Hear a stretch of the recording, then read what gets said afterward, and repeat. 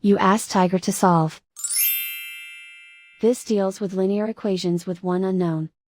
The final result is I equals -3/4. Let's solve it step by step.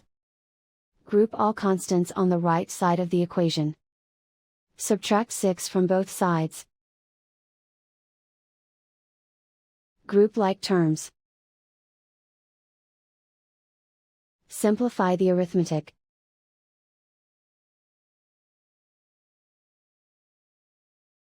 Isolate the I. Divide both sides by 8. Simplify the fraction.